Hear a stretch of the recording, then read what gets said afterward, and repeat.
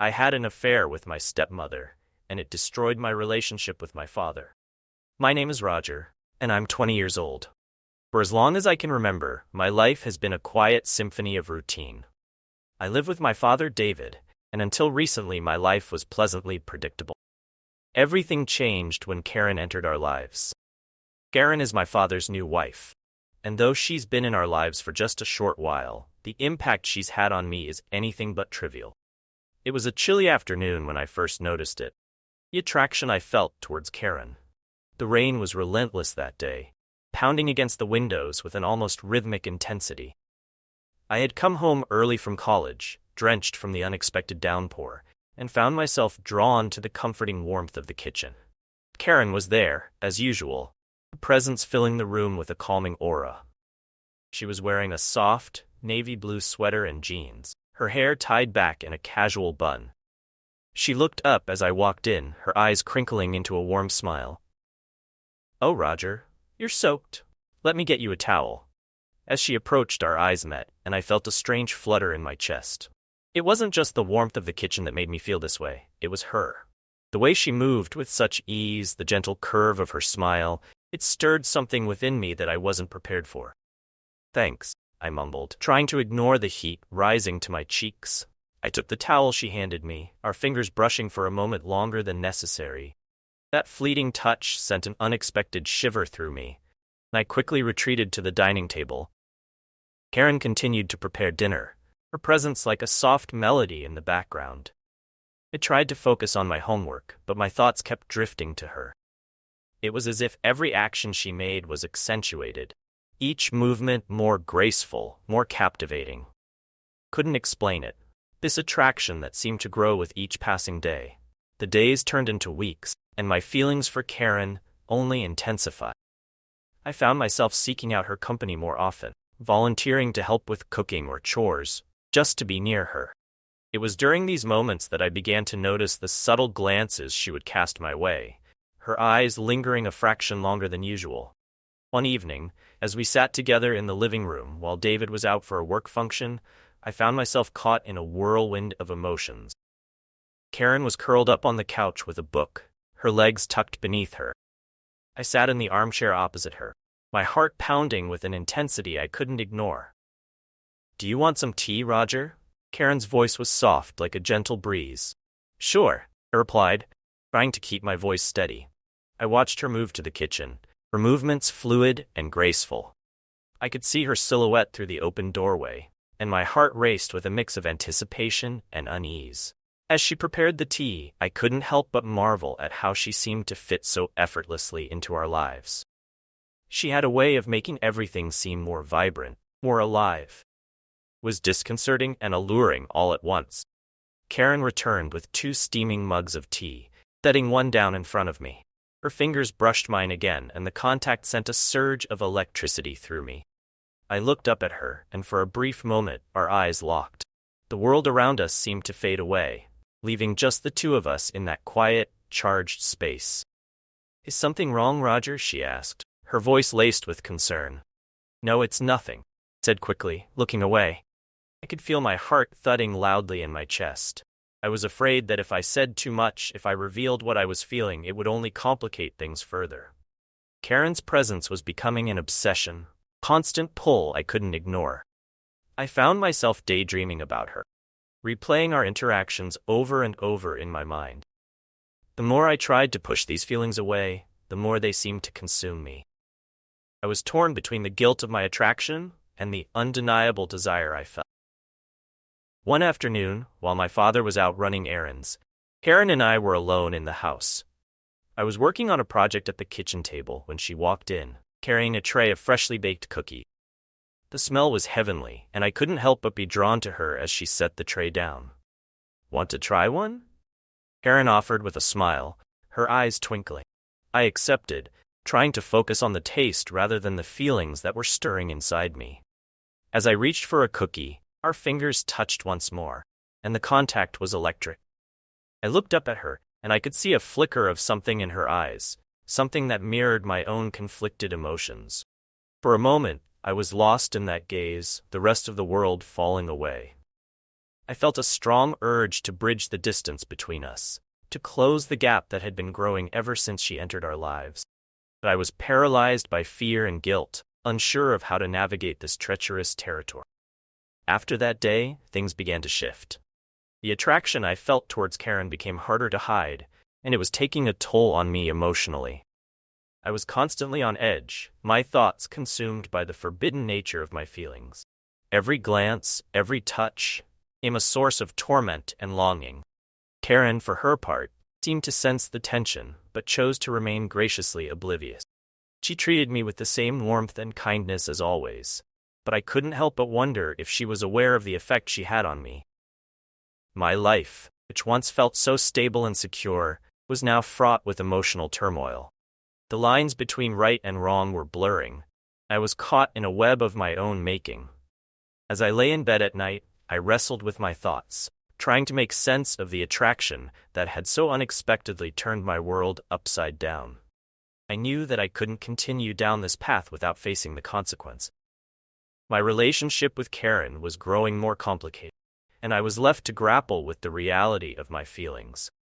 I had no idea how to confront the situation, or how it would affect my relationship with my father. But one thing was clear. This was just the beginning, and I had to navigate these uncharted waters with care. The secret I was harboring was about to unravel, and I had to find a way to deal with the consequences of my actions before it was too late.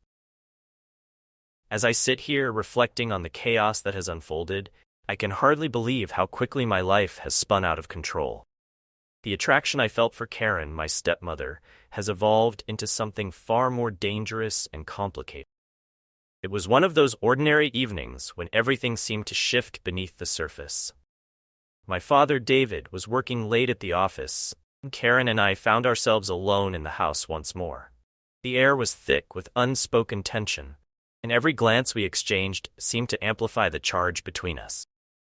Karen was in the kitchen, preparing dinner, and I was supposed to be studying at the table, but my concentration was shattered by the magnetic pull I felt towards her.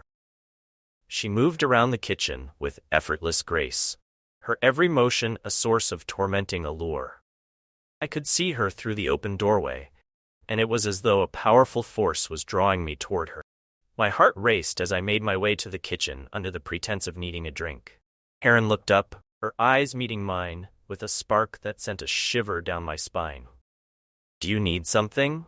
she asked, her voice soft but tinged with an unspoken promise.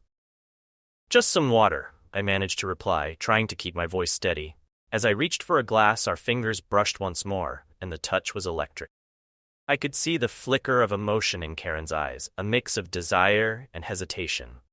It was a look that mirrored my own inner turmoil, and I could feel the walls of restraint crumbling between us. The silence that followed was heavy, charged with the weight of what was unsaid. I could sense Karen's struggle, her internal battle mirroring my own. We both knew that crossing this line could change everything, yet the attraction was too strong to ignore. Karen placed the glass of water on the counter, and as I turned to leave, I felt her hand gently grip my arm. The touch was tender, yet possessive, and it sent a wave of heat through me.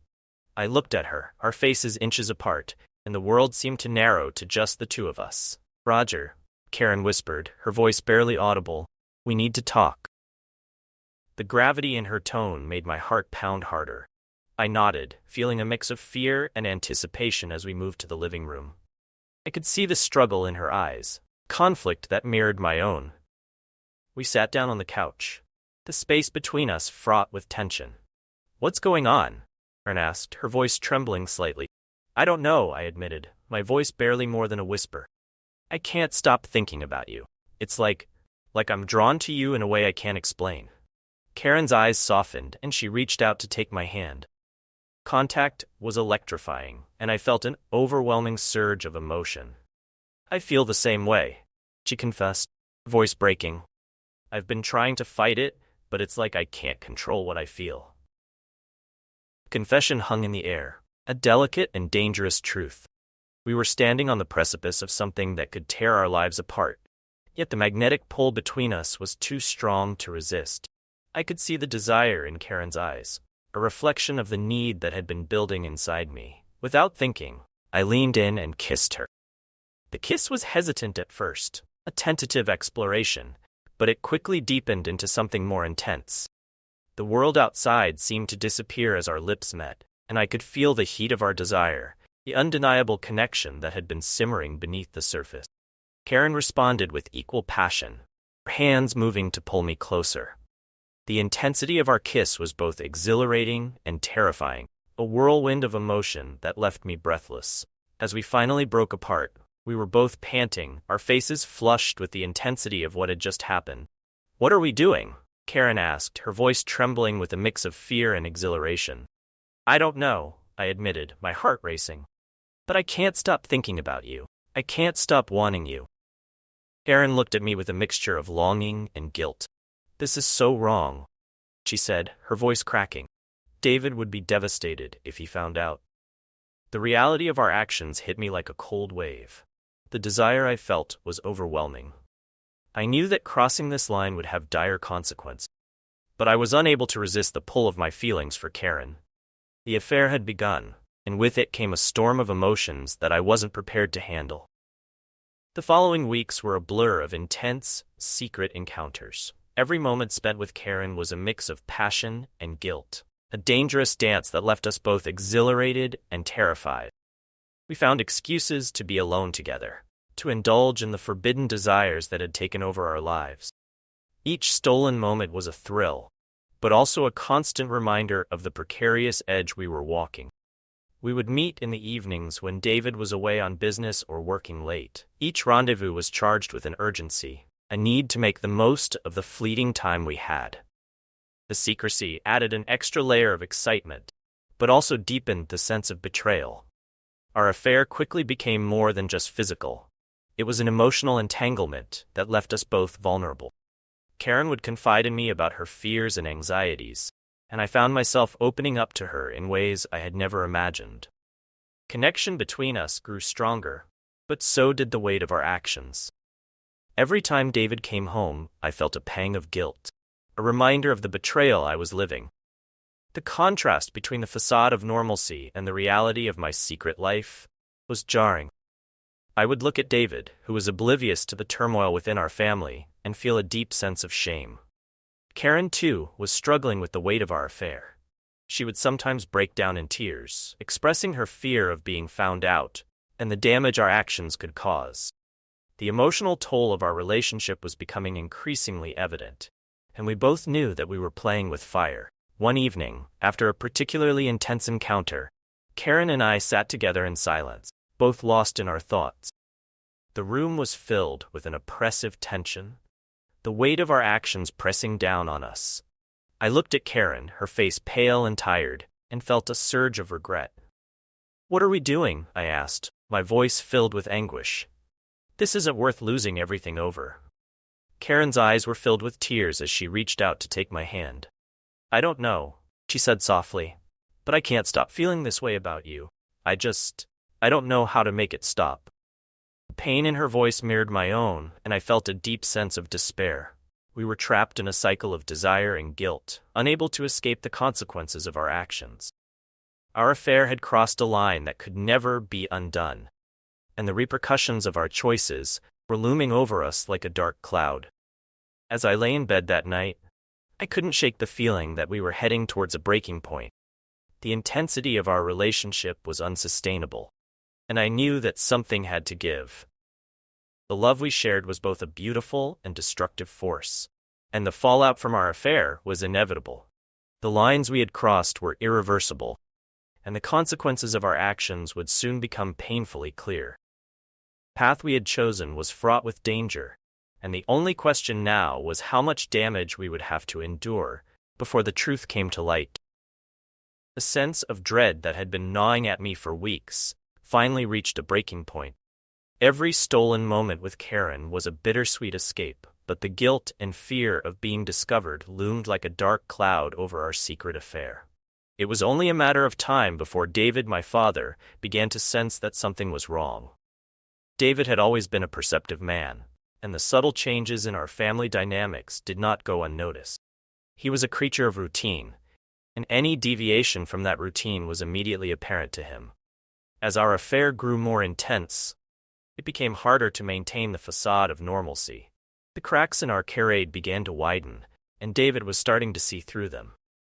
One evening, as I sat at the kitchen table studying, David walked in, looking unusually serious. He had just returned from a long day at work, his face etched with fatigue and concern. I could sense the shift in his demeanor, and my heart skipped a beat. "Roger, we need to talk," David said, voice low and firm. I looked up, trying to keep my expression neutral. "Sure, Dad. What's up?" David sat down across from me, his gaze steady and probing. "I've noticed that things have been a bit off lately. You seem distracted, and Karen, well, she's been different too. I can't quite put my finger on it. Something isn't right." The weight of his words hit me like a ton of bricks. I could feel the walls of our carefully constructed world starting to crumble. I struggled to keep my composure, knowing that any sign of guilt or anxiety could lead to devastating consequences. "I'm just stressed with school," I said, forcing a casual tone. "And Karen, well, she's been busy with the new projects around the house." David nodded, but his expression remained troubled. "I understand that things can be overwhelming, but this isn't just about stress. There's a change in the air, Roger. I've been trying to ignore it, but it's hard to overlook." I could feel the tension thickening, and I desperately wanted to deflect his suspicions. "Maybe it's just a phase. Things will settle down soon, I'm sure." David's gaze softened, but there was a hint of sadness in his eyes. "I hope so. I just want us all to be okay. This family means everything to me." His words cut through me like a knife. I felt a pang of guilt and shame. The truth was that our secret affair had cast a shadow over everything, and the trust we had was beginning to fracture. I knew that our actions were causing ripples that extended far beyond just the two of us. As the days passed, David's suspicions grew stronger. He began to question Karen about her whereabouts and her recent changes in behavior. Karen, who had always been so poised and composed, was struggling to maintain her calm facade. The stress of keeping our secret was starting to take its toll on her, and it was becoming increasingly difficult to hide our deception. One night, David and I were having dinner together while Karen was out running errands. The tension between us was palpable, and I could sense David's growing frustration. He was unusually quiet, his demeanor more distant than usual. "Roger," David finally said, breaking the silence. "I need to know what's going on. I'm worried about you and Karen. Something doesn't add up." I felt a surge of panic, knowing that our carefully guarded secret was on the brink of being exposed. I had to tread carefully, choosing my words with precision. "I don't know what to tell you, Dad. Maybe we're all just going through a rough patch." David's eyes searched mine, and I could see the pain and confusion reflected in them. "I want to believe that, Roger. But there's something deeper here. Something that I can't ignore." Conversation was cut short as Karen walked in, face pale and anxious. She could sense the shift in the atmosphere, and knew that David's suspicions were growing stronger. The three of us sat in strained silence, the weight of unspoken truths hanging heavily in the air. Following week, the tension reached a boiling point. David confronted Karen directly, his frustration evident. He had noticed the changes in her behavior and the growing distance between us, and he was no longer willing to overlook it. "Karen," David said, his voice filled with hurt. "What's going on? I feel like you're pulling away from me. Is there something you're not telling me?" Karen's face turned ashen, and she struggled to maintain her composure. "David, it's not what you think. Don't lie to me," David interrupted, his voice rising. "I can see the truth. I just want to understand what's happening." Confrontation was intense and emotional, and I could see the strain it was putting on Karen. She looked at me, her eyes pleading for support, but I was frozen, unable to find the right words to salvage the situation. "I'm sorry," Karen finally said, tears streaming down her face. "I didn't mean for any of this to happen. I didn't want to hurt you." David's face crumpled with a mix of shock and devastation. Pain in his eyes was palpable, and I could see the trust we had built over the years shattering before my eyes. The realization of what we had done hit me like a wave, and I felt a deep sense of remorse and guilt. "I trusted you," David said, his voice cracking. "I trusted both of you." The words were like daggers, piercing through the already fragile fabric of our relationship. I felt like I was standing on the edge of a precipice, watching as everything I had known and loved fell apart. The consequences of our actions were now unavoidable, and the pain we had caused was laid bare. Fallout from the confrontation was immediate and severe. David's anger and heartbreak were palpable, and the atmosphere in the house became suffocating. Karen and I tried to salvage what we could. The damage was done. The trust we had betrayed was irreparably shattered, and the repercussions were far-reaching. The once warm and welcoming home had become a battleground of emotion. David's disappointment and hurt were evident in every interaction, and the distance between us was growing wider. The love and respect we had once shared seemed like a distant memory, replaced by a heavy silence and unspoken regret. As the days passed, the reality of our situation set in. David was distant and withdrawn. Karen and I were left to confront the consequences of our actions. The once stable and loving family was now a fractured shell of what it had been, and the path to healing seemed elusive. The impact of our affair was more profound than I had ever imagined. The emotional fallout was immense, and the damage to our family was beyond repair. I was left grappling with the consequences of my actions and the shattered trust that had once been the foundation of our lives. The guilt and remorse weighed heavily on me, and I found myself questioning everything I had done. Choices we made had led to a devastating outcome, and the pain we had caused was a constant reminder of the betrayal that unfolded. Our lives had been irrevocably changed, and the consequences of our actions were far-reaching. The family we once knew was now a distant memory, and the path forward was uncertain.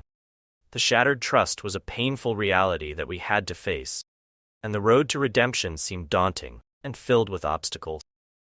As I looked back on the events that had transpired, I couldn't help but feel a deep sense of regret. The impact of our affair had been profound, and the consequences were a harsh reminder of the fragility of trust and the complexities of human emotion. The road ahead was uncertain, and the healing process would be long and difficult. But I knew that the first step was to confront the reality of what had happened and to face the consequences of our actions. It's often said that the truth has a way of surfacing, no matter how deeply it's buried. I never truly grasped the weight of that saying until David stumbled upon the undeniable proof of our affair. The moment the truth was laid bare was one of those defining, heart-wrenching instances that changed everything.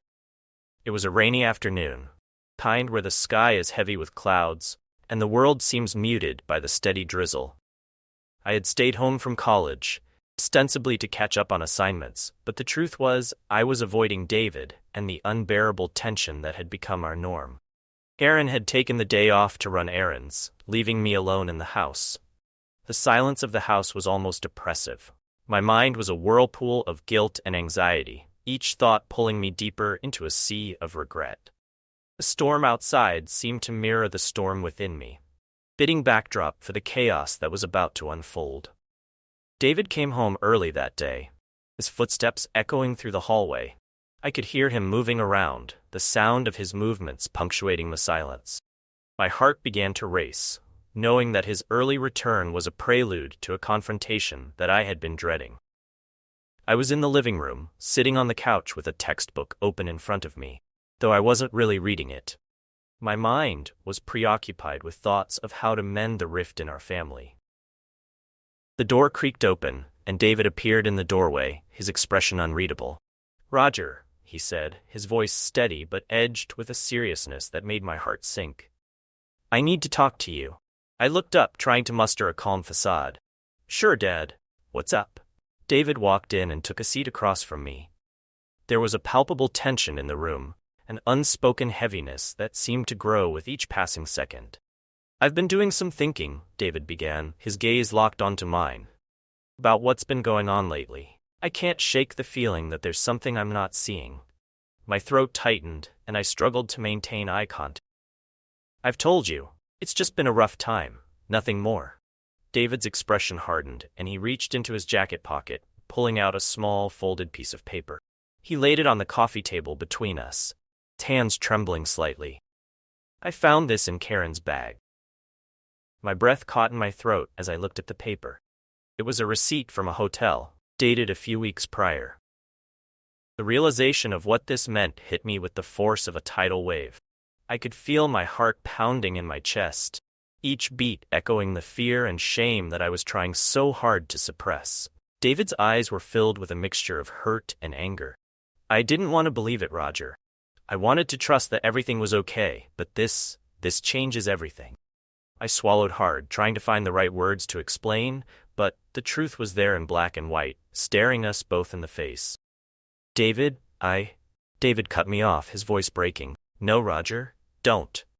I don't want to hear excuses. I want the truth. The weight of his words was almost unbearable. I could see the pain etched into his features, anguish of a man who had been betrayed by those he trusted most. I knew that nothing I said could undo the hurt that had already been inflicted. It's true, I admitted, my voice barely more than a whisper. Aaron and we've been seeing each other. It was wrong, and I'm so sorry. David's face went pale, and he looked away, struggling to control his emotions. How could you do this? Could you betray me like this? The raw pain in his voice was like a knife to my heart. I could see the devastation in his eyes, the sense of betrayal that was almost too much to bear. I didn't mean for any of this to happen, I said, my voice cracking. It just got out of hand. David stood up abruptly, his movements jerky and agitated. I trusted you both. You were like family to me. How could you throw that away? The anguish in his voice was a stark reminder of the damage we had done. I wanted to reach out, to somehow make things right, but I knew that the trust we had shattered was beyond repair. David was hurt, and the weight of that hurt was something I couldn't change. The conversation was cut short as Karen walked in, her face pale, and her eyes red from crying. She had clearly been upset for some time, and the sight of her only added to the tension in the room. David turned to her, his face a mask of betrayal and disappointment. Karen, David said, his voice filled with a mix of anger and sadness. Is this true? Have you been having an affair with Roger? Karen's gaze met David's, and the tears she'd been holding back began to flow freely. David, I'm so sorry, she said, her voice choked with emotion. I didn't want to hurt you. It just happened. The admission was like a punch to the gut, and I could see the raw, unfiltered pain in David's eyes. The truth was out, and the fallout was immediate and devastating. The trust that had once held our family together was now in tatters, and the emotional wreckage was overwhelming. David's response was a mix of shock and devastation. He stood there, staring at the two of us, his world unraveling before his eyes. I don't even know what to say, he said, his voice barely above a whisper. I thought we were a family. Thought we were close. The words hung in the air, painful reminder of the bond we had broken. The family we once were was now a shadow of its former self, placed by a chasm of betrayal and heartbreak. David's next actions were a blur of emotion. He gathered some of his belongings, movements mechanical and devoid of the warmth that had once characterized him. I need to get out of here. That voice trembling. I need to be alone. Karen and I watched in silence as David left the house, the door closing behind him with a finality that was almost deafening. The weight of what we had done settled heavily on our shoulders, and the silence that followed was filled with a profound sense of loss. Reality of our situation was now unavoidable. The truth had come out, and the consequences were harsh and unforgiving. David was gone, and the emotional fallout of our actions was evident in every corner of the house. The sense of betrayal and guilt was overwhelming, and the path to healing seemed obscured by the enormity of our mistakes. As Karen and I stood there, surrounded by the remnants of what had once been a happy family, we were left to confront the consequences of our actions. The trust that had been shattered was beyond repair, and the emotional pain was a constant reminder of the damage we had caused. In the days that followed, the house felt empty and cold, a stark contrast to the warmth and love that had once defined it. David's absence was a painful reminder of the family we had lost, and the weight of our guilt was a constant presence. We were left to grapple with the fallout from our affair and the deep, unhealable wounds we had inflicted on those we cared. The road ahead was uncertain and fraught with challenges. Trust that had been broken would not be easily mended, and the emotional scars from our actions would take time to heal. Truth had come out, and the consequences were far-reaching and devastating. The aftermath of David's departure left our house in a state of disarray, not just physically, but emotionally and spiritually. The emptiness that filled the rooms was a tangible thing, a constant reminder of the family we had irreparably damaged.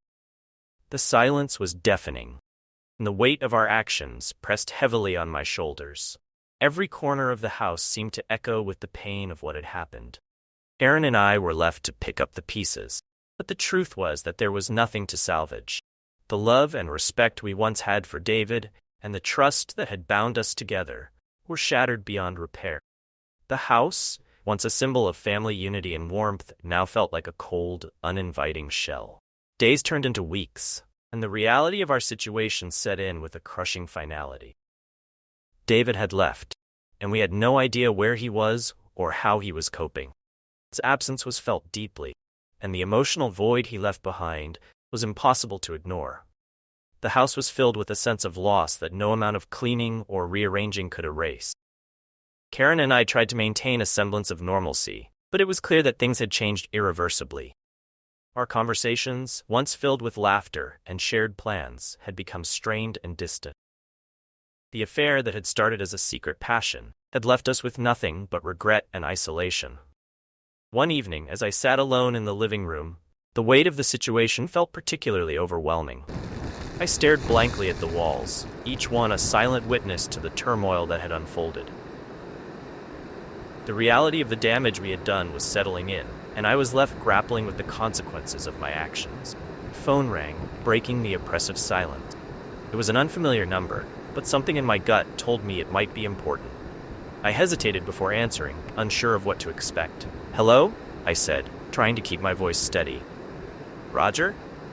The voice on the other end was hesitant, but there was a sense of urgency in it. "This is Emily, David's sister." A lump formed in my throat at the mention of her name. Emily had always been warm and understanding, a bridge between David and me when things were strained. "Yes, Emily. How are you?" "I'm not great," she said softly. "David's been staying with me for the past few weeks. He's been struggling, and I thought it might be time for him to hear from you." The mention of David stirred a wave of guilt and sorrow within me. "I understand. I'm so sorry for what happened. I never meant for things to get this bad." "I know," Emily replied, "but David needs to hear from you. He's been deeply hurt, and he's struggling to come to terms with everything. It might help if you reached out." The thought of facing David again, confronting the pain I had caused, was both daunting and necessary. I had avoided contact, overwhelmed by the enormity of the situation and the fear of facing the consequences of my actions. But Emily's words were a wake-up call, a reminder that the healing process needed to start somewhere. "I'll reach out," I promised, my voice heavy with determination. "Thank you for letting me know." Conversation ended, and I was left with a mixture of apprehension and resolve. Reaching out to David meant facing the emotional wreckage I had created, but it was a step I needed to take to begin the process of healing and reconciliation. Next day, I made the call. A familiar number felt like a lifeline to the past, a reminder of the person I had hurt deeply. As the phone rang, I felt a mix of anxiety and hope. "Hello?" David's voice was cautious but unmistakable. "David, it's Roger," I said, trying to keep my voice steady. "I hope you're doing okay." There was a pause on the other end, a silence filled with unspoken pain. "Roger, I didn't expect to hear from you." "I know," I said, my voice trembling slightly. "I've been avoiding this, but I wanted to reach out and see how you're doing. I know I've hurt you deeply. I'm truly sorry." David's response was a mix of sadness and anger. "I've been struggling, Roger. The betrayal, the lies. It's all been too much. I'm trying to come to terms with what happened, but it's hard." The pain in his voice was palpable, and it broke my heart to hear him so vulnerable. "I understand," I said softly. "I don't expect you to forgive me right away. I just wanted you to know that I'm truly sorry for everything." We spoke for a while, sharing our feelings and trying to make sense of the situation. It was an emotional conversation, filled with tears and regrets, but it was also a step toward acknowledging the depth of the pain we had caused each other. David was still hurting, but the dialogue was a small step toward healing. As the days turned into weeks, David began to slowly rebuild his life. I was left to confront the consequences of my action. The reality of our situation was a constant presence, a reminder of the damage we had done. The relationship with David was irrevocably altered, and the emotional scars were a reminder of the trust that had been shattered. Karen and I tried to move forward, but the weight of our past actions was a constant presence. The affair had left an indelible mark on our lives, and the process of rebuilding was slow and fraught with challenges. The pain of betrayal was something we both had to grapple with, and the path to healing was filled with obstacles. The house, once a symbol of family unity, now felt like a place of solitude and reflection. The warmth and love that had once defined it were replaced by a cold emptiness, a reminder of the family we had lost. The journey ahead was uncertain, and the road to redemption seemed long and arduous. In the end, the damage had been done, and the repercussions of our actions were far-reaching. Trust that had been broken was not easily mended, and the emotional fallout from our affair was a constant reminder of the fragility of relationships and the complexities of human emotions. As I looked back on the events that had transpired, I was left with a deep sense of regret and sorrow. The choices we made had led to a devastating outcome, and the pain we had caused was a harsh reminder of the consequences of our actions. The road to healing was uncertain and filled with challenges, but it was a journey that needed to be undertaken, one step at a time. The family we once knew was gone, replaced by a new reality defined by the pain of betrayal and the struggle for redemption. The path forward was unclear. First step is to confront the truth, face the consequences, and begin the long and difficult process of rebuilding. In the end, all we could do was take responsibility for our actions, acknowledge the hurt we had caused, and hope for a future where healing and understanding could begin. The broken family was a painful reality, but it was also a reminder of the importance of trust, honesty, and the profound impact of our choices. Thank you for watching. Don't forget to like, subscribe, and hit the notification bell so you never miss our next video. See you next time.